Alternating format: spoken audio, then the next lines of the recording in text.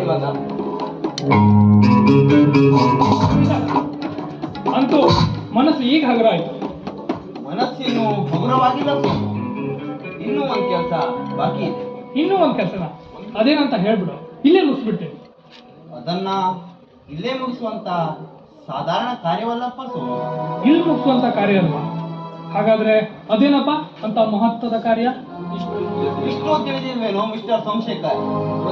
ಹೃದಯದ ಭಾರ ಹಗುರವಾಗಲು ತನ್ನ ಪತ್ನಿಯನ್ನ ಯಾವಾಗ ಕಾಣಲು ಹೋಗುತ್ತೇನೋ ಅಂತ ನಿನ್ನ ಹೃದಯ ಮಿಡಿಯುತ್ತಿಲ್ವೇನೋ?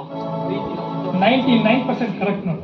ಸೀತೆಯಂತ ಸರಳ ಹೃದಯದ ನನ್ನ ಹೆಂಡತಿ ಶಾರದಾಳನ್ನ ಬಿಟ್ಟು 3 ತಿಂಗಳು ಅದು ಹೇಗೆ ಕಳೆದ್ನೋ ಅಂತ ಆ ದೇವರಿಗೆ ಗೊತ್ತು. ಹಾಗಾದ್ರೆ ಊರಿಗೆ ಯಾವಾಗ ಪ್ರಯಾಣ? ನಾಳೆನೇ ಪ್ರಯಾಣ. ಈಗಾಗಲೇ ನನ್ನ ಸೋದರ ಮಾವನಿಗೆ ವಿಷಯ ತಿಳಿಸ್ಬಿಟ್ಟಿದ್ದೀನಿ. ಅಂತೂ ಸ್ನೇಹಿತರಿಗಿಂತ ಸತಿಯೇ ಹೆಚ್ಚಾದ್ದೇನೋ ನಿನಗೆ? ನಿಜ ಕಣ, ಅಂತ ಗುಣವತಿ ಹೆಂಡತಿಯನ್ನ ಪಡೆದ ನಾನೇ ಭಾಗ್ಯಶಾಲಿ. ಇನ್ನು 1 ತಿಂಗಳು ಬಿಟ್ಟು ಅವಳನ್ನ ಇಲ್ಲಿಗೆ ಕರ್ಕೊಂಡು ಬರ್ತೇನೆ. ಅವಳನ್ನ ನೋಡಿದ ಮೇಲೆ ಅವಳ ಶಾಂತ ಮೂರ್ತಿಗೆ ನೀವೇ ತಲೆ ಬರ್ತೀರಾ. ಹಾ, ನಿಜ. ಅಂತ ಹೆಂಡತಿಯನ್ನ ಪಡೆದ ನೀನೇ ಭಾಗ್ಯಶಾಲಿ. ಸರಿ, ಹೋಗ್ಬಿಟ್ಟ.